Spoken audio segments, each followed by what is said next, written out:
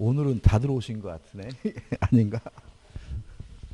어디 가세요? 또 수업 시작하는데.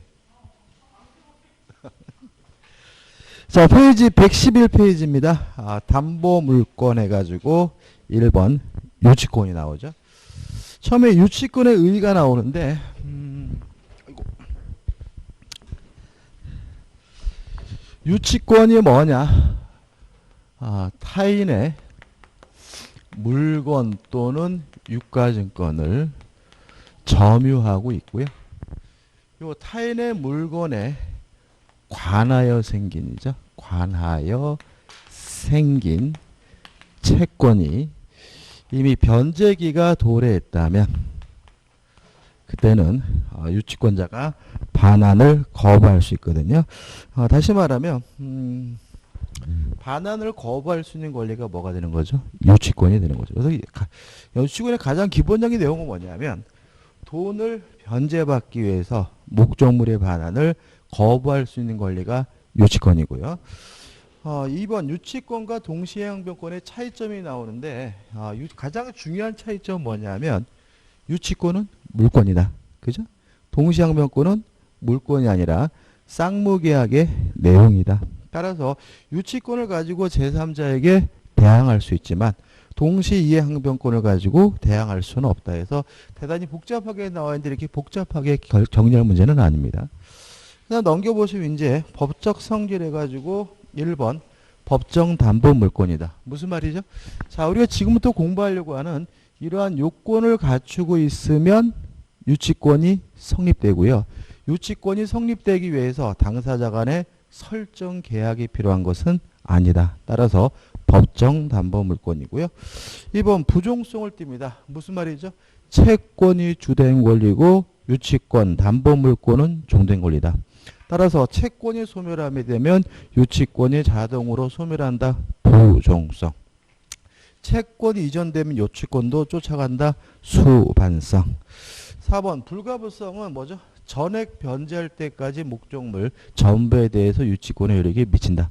예를 들어서 담보되고 있는 채권이 5천만 원이에요. 근데 2천만 원을 갚았어요. 그래도 유치권은 여전히 목적물 전부에 그 효력이 미치는데 불가분성이라고 하고요.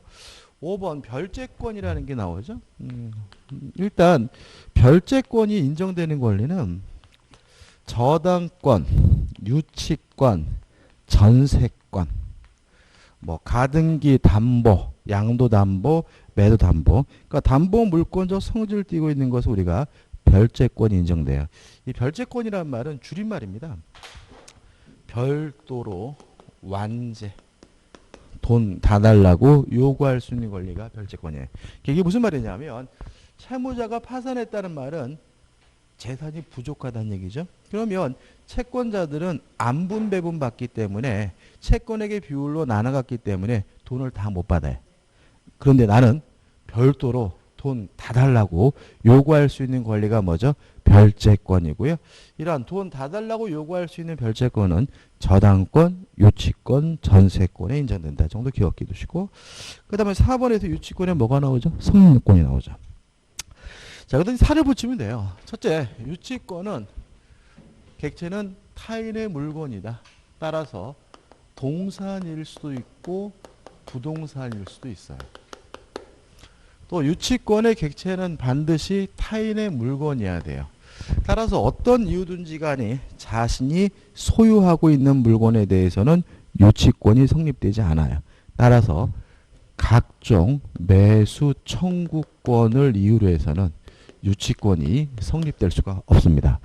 자, 왜냐하면 매수를 청구한다는 말은 누구 거란 얘기죠? 자기 거죠. 그죠? 내 건데 사란 얘기잖아요. 그러니까 내 건데 사란 얘기니까 결국 뭐예요? 자신의 소유물이고 따라서 타인의 물건이 아니기 때문에 뭐가요? 유치권이 성립될 수가 없는 거죠.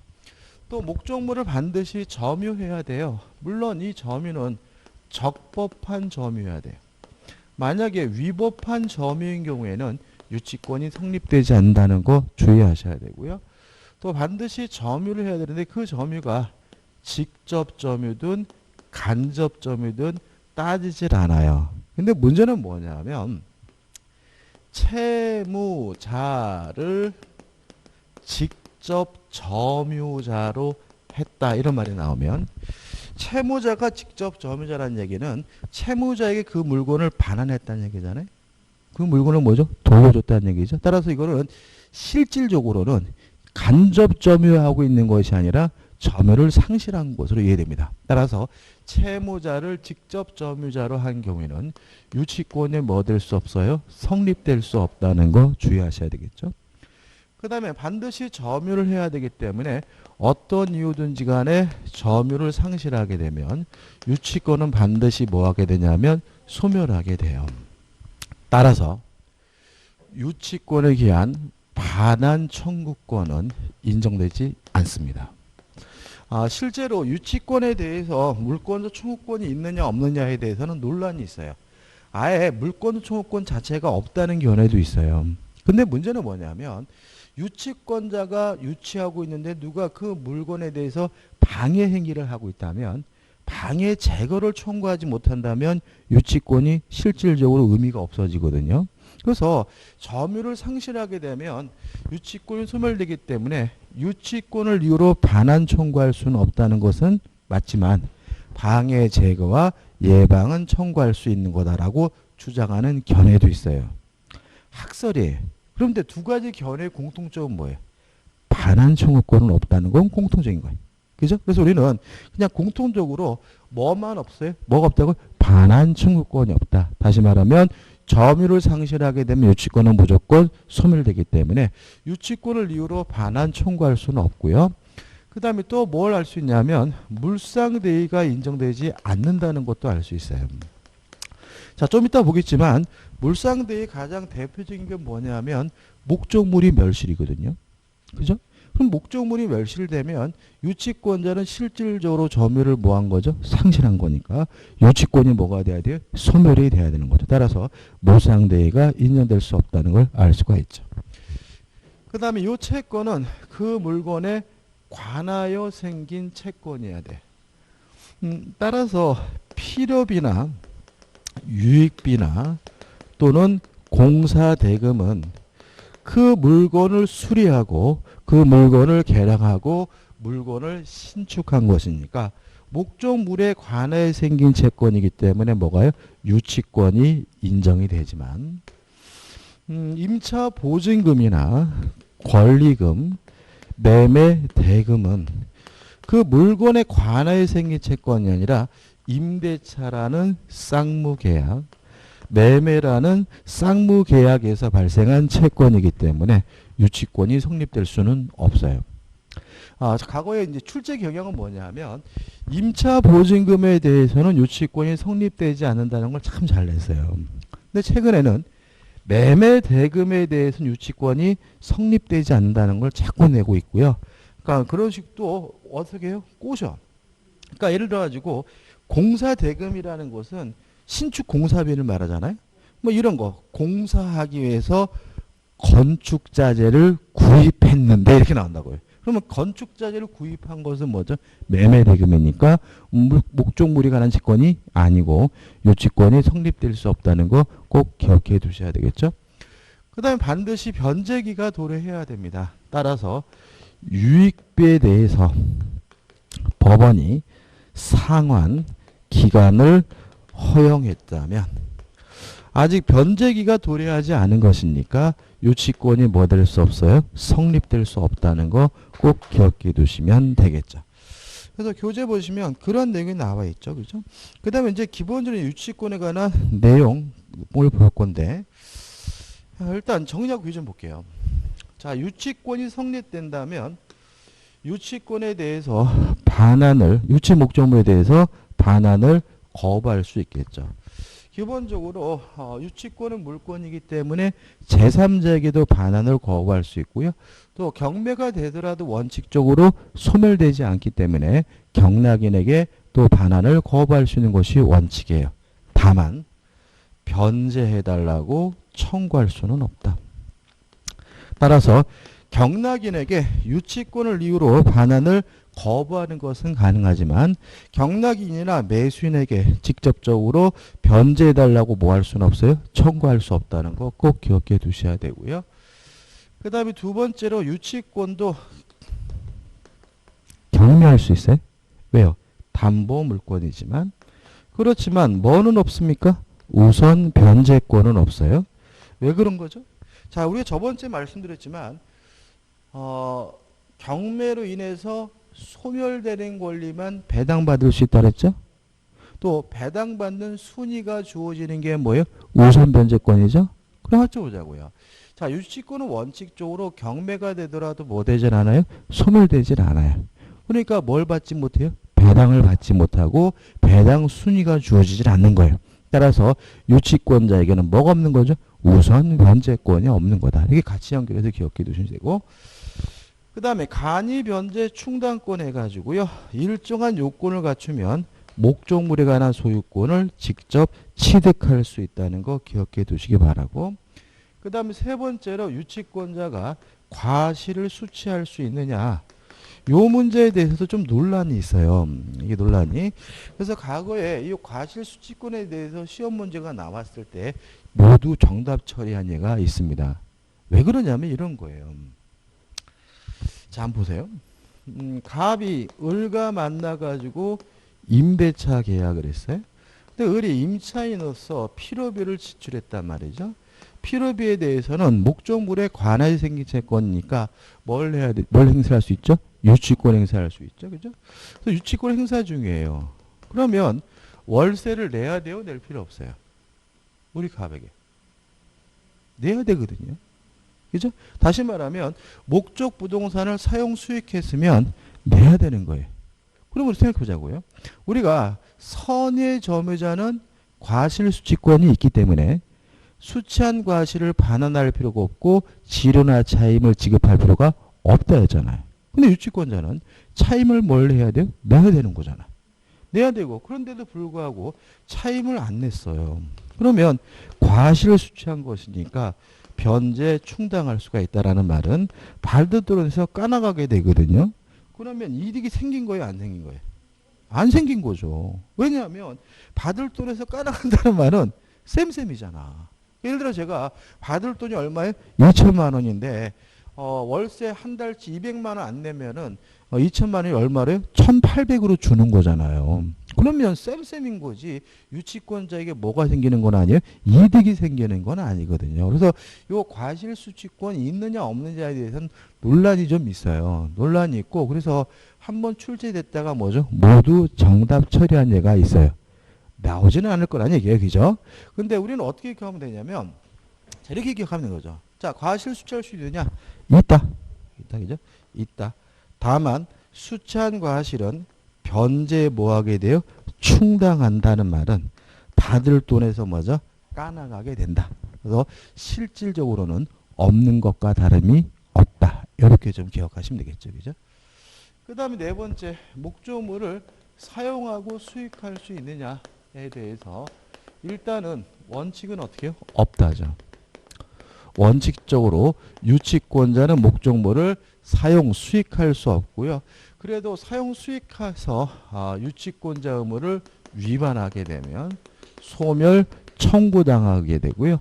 소멸 청구당하게 되면 유치권은 뭐죠? 즉시 소멸하게 되는 거죠. 다만 예외가 있죠. 예외적으로 사용 수익하는 것이 가능한 경우가 있는데, 첫째, 채무자로부터 승낙을 얻으면 사용 수익할 수 있다.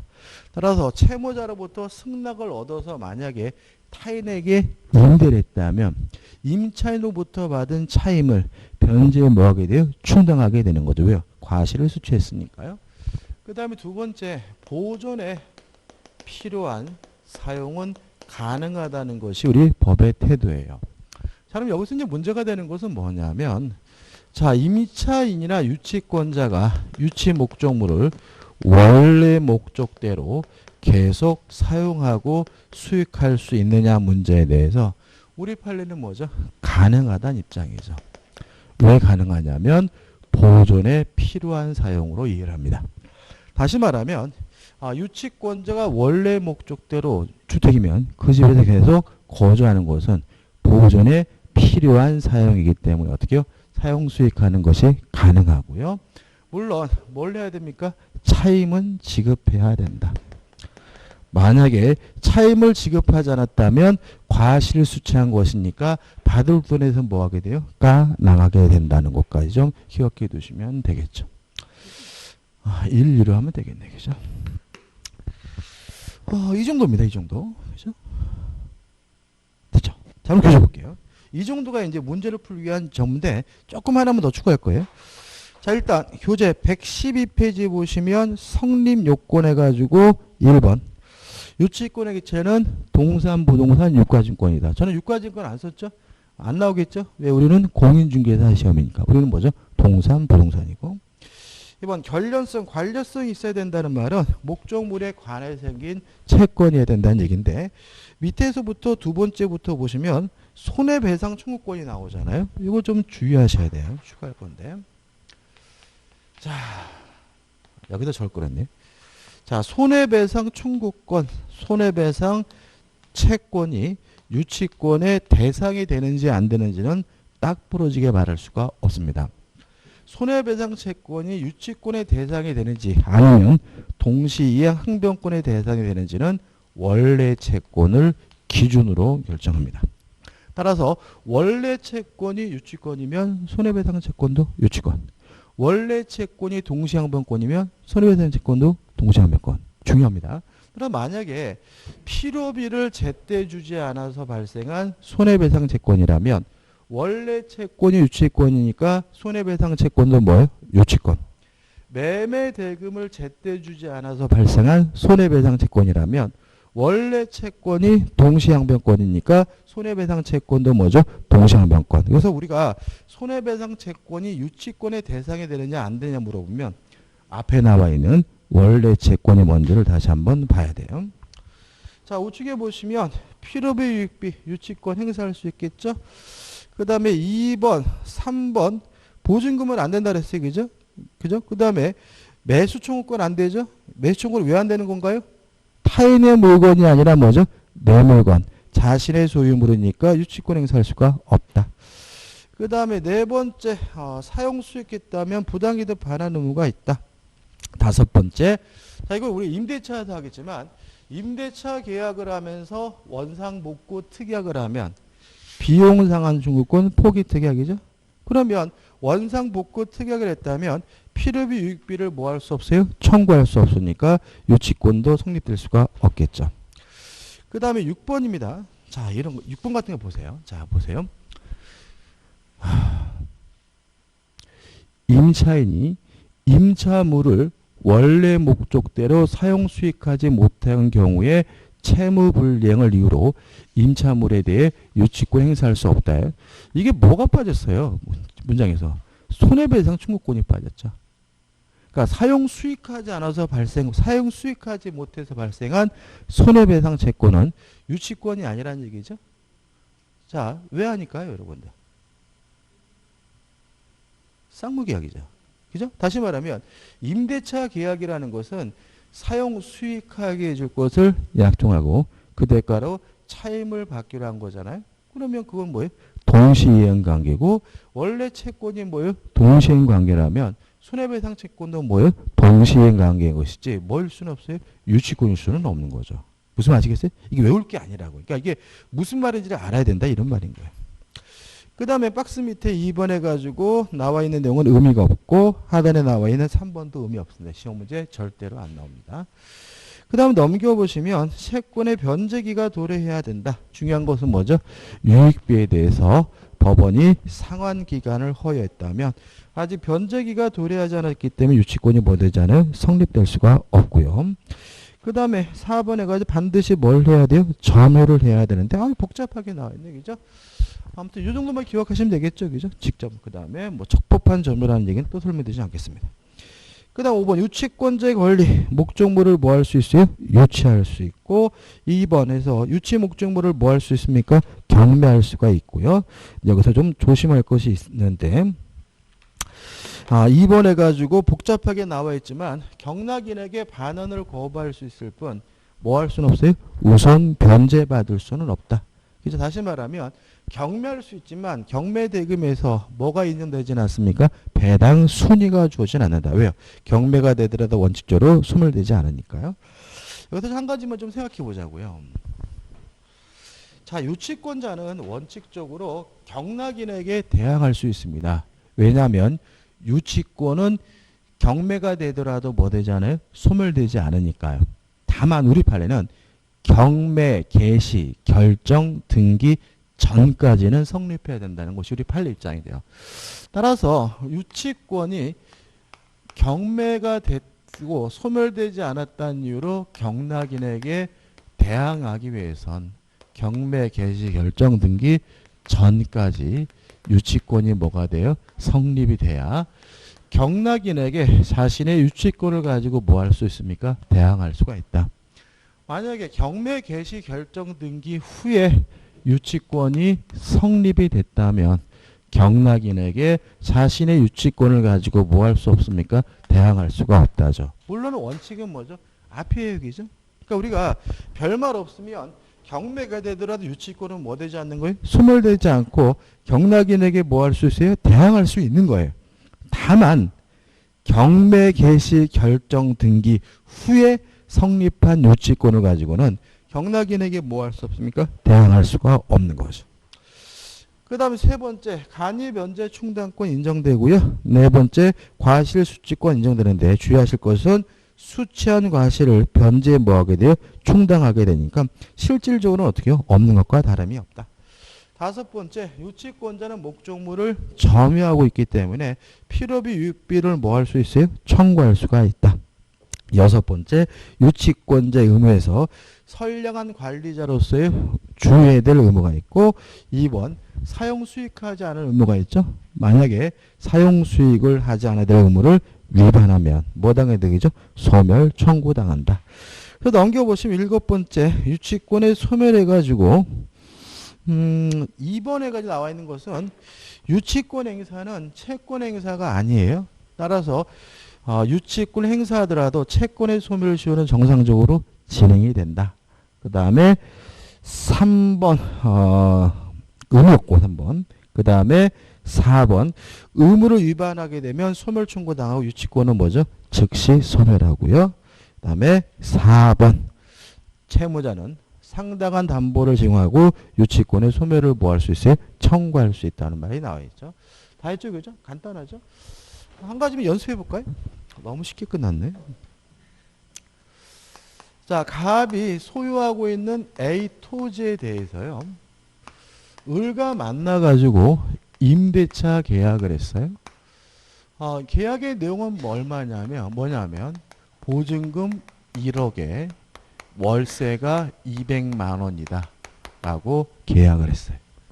그래서 을이 이 토지를 인도받아서 점유하고 사용수익하고 있는 거죠. 을이 뭐가 있는 거죠? 임차인 임차권이 있는 거죠. 근데 이 토지가요 경매가 됐어요. 죄송합니다. 근데 을이 이 토지를 사용수익하는 과정에서 토지에 대해서 필요비와 유익비를 지출했는데 필요비 유익비를 예를 들어서 3천만 원이다까지 할게요. 자, 이런 상태에서 이 토지가 경매가 돼가지고 병이 경락을 받았네요. 새로운 소유자가 된 거죠. 이때 병이 자신의 소유권을 이유로 을에게 나가라고 요구할 때 첫째, 을은 자신의 임차권을 가지고 못 나가겠다라고 버틸 수 있습니까? 없습니까? 없다. 그죠? 없다. 누누이 말씀드리지만 임차권은 채권. 채권은 특정한 사람에게만 주장할 수 있는 상대권이니까 제3자에게 뭐 할 수 없어요? 대항할 수가 없다. 동의하시죠? 그죠? 특히 토지예요. 주택임대차보호법이 떠오르셨다면 저에 대한 배신인 거죠. 주택임대차보호법은 주택에 관한 임대차에만 적용되는 거예요. 한 가지 말씀드릴게요. 네. 그 6월 9일 날 주택임대차보호법 개정된 거 아시죠? 그 6월 9일 날 저번 주에 그죠? 주택임대차보호법이 개정이 됐어요. 개정이 됐는데 개정 내용이 뭐냐면 법정 갱신의 요건이 원래는 만료 전 6월부터 1월 임대인은 임차인은 만료 전 1월이었는데 이걸 개정을 해가지고 만료 전 6월부터 2월 임차인은 만료 전 2월까지 제가 흘려 쓰는 이유는 뭔지 아세요? 적을 필요가 없어요. 왜 그러냐면 이게 6월 9일 날 개정이 됐는데 시행은 12월 10일이에요. 이거 우리 시험범위 아닙니다. 왜냐하면 법이 개정되면 시험일, 그러니까 시험일 기준으로 시행되는 것만 적용되거든요. 근데 우리 시험 며칠이죠? 10월 31일이잖아요. 그러니까 10월 30일 이후에 시행되는 거니까 요 개정된 내용은 기억할 필요도 없는 거죠. 그죠? 혹시 또 뭐 나중에 개정 때문에 왜 말하냐 이럴까 봐 그러는 거 그죠? 그러니까 말씀드리는 이유는 여러분들이 개정됐는데 얘기 안 한다고 뭐랄까 봐 말씀드린 거고, 우리는 뭐죠? 개정된 거 가지고 문제를 푸는 게 아니라 뭐죠? 과거. 그죠? 우리가 그동안 배웠던 거 가지고 만료전 6월부터 1월, 그죠? 만료전 1월 이거 가지고 문제 푼다는 거 조심하시기 바랍니다. 아무튼 추세가 아닙니다. 자, 그다음에 의리. 나 보증금 1억 안 주면 못 나간다라고 버틸 수 있어요, 없어요? 없는 거다. 그죠? 왜냐하면 보증금은 목적물에 관해 생긴 채권이 아니기 때문에 유치권이 성립되지 않고요. 유치권이 성립되지 않는다는 것은 경락인을 가지고 제3자에게 뭐 할 수 없어요? 대항할 수는 없는 거죠. 을은 큰일 났죠, 그죠? 그죠? 큰일 났습니다. 어쩔 수 없어요, 그죠? 왜냐하면 우리 민법의 유치권은, 우리 민법의 임대차는 뭘 기준으로 만들어진 거라고요? 깔세를 기준으로 만들어진 거다. 저번 주에도 말씀드렸잖아요. 그러니까 우리 민법은 독일 놈들이 만들었는데 걔네는 뭐라고요? 깔세니까 보증금이 없는 놈들이니까 우리하고는 전혀 매치가 안 돼. 그러니까 이걸 가지고 우리 큰일 났네. 그 같은 놈들이 이러면 안 된다고. 그죠? 그죠? 다만 요 필요비 유익비 3천만 원에 대해서 뭐가요? 유치권이 성립한다. 왜냐하면 목적물에 관하여 생긴 채권이니까요. 따라서 을은 요 3천만 안 주면 유치권을 이유로 반환을 뭐 할 수 있습니까? 거부할 수가 있는 거죠. 그죠? 이해되시죠? 왜요? 경매가 되더라도 유치권은 뭐 되잖아요? 소멸되잖아요. 그래서 저는 솔직히 개인적으로 우리 민법이 독일 거가 아니니까 우리가 안 맞잖아. 저는 개인적으로 주택임대차 보고 폐지해야 돼요. 상가건물 임대차 보고 폐지해버려야 돼요. 그리고 뭐 하면 되냐면 유치권의 개념에서 물건 또는 유가증권 및 임차 보증금 이렇게 해가지고 보증금을 넣어버리면 땡이거든. 그렇지 않습니까? 그러니까 지금 물건 또는 유가증권에 관하여 생긴 채권이잖아요. 근데 거기다가 뭐예요? 보증금 및 보증금 이렇게 넣어버리면 보증금에 대해서도 뭐가 성립돼요? 유치권이 성립된다면 경락인에게 물론 뭐 할 수 있어요? 대항할 수 있고, 또 경매가 되더라도 유치권은 뭐 되지 않아요? 소멸되지 않으니까 및 유치권 이 네 글자만 집어넣어 버리면 주택임대차보호법이 상가건물 다 쓸모없거든요. 그 괜히 복잡하게 그럴 필요 없이 그냥 및 유치권 이러면 되는데 왜 굳이 그렇게 날린지 모르겠고요. 저는 여기다가 또 우리가 지금 또 개정안 아세요? 지금 여당에서 추진 중인 게 주택임대차법 개정안이 주택임차인에게 갱신요건 인정해 준다며요. 영원히. 이러면 안 돼. 이러면은 어떤 일이 벌어지냐면은 전세 가격이 올라가요. 그렇지 않습니까? 여러분, 저도 아파트가 있지만 제가 아파트를 세를 두게 됐어요. 신중하게 골라야지. 영원인데. 그죠? 그러면은 그 사람하고 어떻게 해요? 면접도 봐야 되고요. 집안, 부모님은 뭐 하십니까? 그죠? 이런 식인 거야. 그게 말이 되냐고. 이게 뭐냐면은 이게 뭔가 약자를 보호해 주려는 것이 오히려 약자들을 피해를 주는 게 굉장히 많아요. 그러니까 예를 들어 가지고 뭐 비정규직을 보호한다고 해서 의무적으로 뭐 퇴직금을 주라는 등 뭐 일정 기간 지나면 정규직으로 채용하라는 등 그런 거 해요? 안 하지. 그냥 다 잘리지. 그러니까 오히려 그게 비정규직을 괴롭히는 법이 돼버리거든요. 그러니까 항상 어떤 약자를 보호하기 위해서 뭔가를 만들려고 하면 이것이 과연 실질적으로 세입자에게 도움이 되는지. 그리고요 또 어떤 일이 벌어지는지 아세요? 20분의 1 범위 내에서 증액청구권이 인정이 되잖아요. 그죠? 5%. 그러면 저 같으면요. 이거는 형성권입니다. 임차인이 뭐 하지 못해요? 거부하지 못합니다. 싫으면 나가야 되잖아요. 그러니까 뭐 있어라. 그러면서 매년 5%. 매년 5%면요. 그게 복리에 복리. 이게 단리가 아니라 5% 붙고 또 5%니까 이게 복리이기 때문에 한 5년만 가면 2배 돼버려요. 그러면 이게 무슨 실질적으로 세입자를 도와주는 꼴이에요. 그렇죠. 오히려 뭐예요? 집주인 입장에서는 이 사람은 함부로 뭐 할 수 없어요? 내보낼 수가 없으니까 어떻게 해요? 매년 5% 증액을 청구할 거고요. 그러면 세입자들을 못 떠나가지고 한 5년만 지나면 그 증액 청구 때문에 전세금은 뭐예요? 상상도 못할 금액으로 초과돼요. 결국 뭐예요? 세입자들은 다 뭐로 갑니까? 월세로 바꿔야 되는 일이 발생할 수 있는 거죠. 아, 나 걔네들 싫어 진짜. 아, 나 진짜 막 짜증나 그 진짜로 막 이번 올 때 뉴스 보니까 이런 것도 있잖아요. 뭐 부동산 뭐 그 아파트 가격이 들썩거린다. 그래가지고 뭐 22번째 뭐 해가지고 또 대출 규제한다. 이거 아닌 거 아시죠? 대출 규제하면은 없는 사람만 피해를 봐요. 이게 이런 거잖아요. 예를 들어가지고 강남에 있는 20억짜리 아파트를 분양을 해요. 재작년에 벌어진 일이야. 근데 이게 막 청약률이 1000대 1로 예상된대. 그러니까 뭐예요? 정부에서 중도금 대출을 안 해준다. 라고 발표를 해요. 그러면 생각해 보세요. 20억짜리 아파트를 대출 없이 현금을 주고 살 수 있는 사람은 대한민국에 1%도 아니야. 그거는 0.0001%예요. 그럼 결국은 뭐예요? 0.0001% 되는 애들이 모여가지고 낮은 청약률 속에서 행복하게 더 오를 것을 어떻게 나눠가지라는 얘기밖에 안 되는 거 아니에요? 이게 결국은. 이게 말이 되는 정책입니까? 저 같으면요 오히려 이 가격 아파트가 오를 가격이 높아요. 그러면 어떻게 해요? 정부가 나서가지고 중도금 무이자 대출 이렇게 해야지. 그래야 뭐죠? 경쟁률이 10만 대 1, 10만 대 1이라 그래서 아파트 가격이 올라요?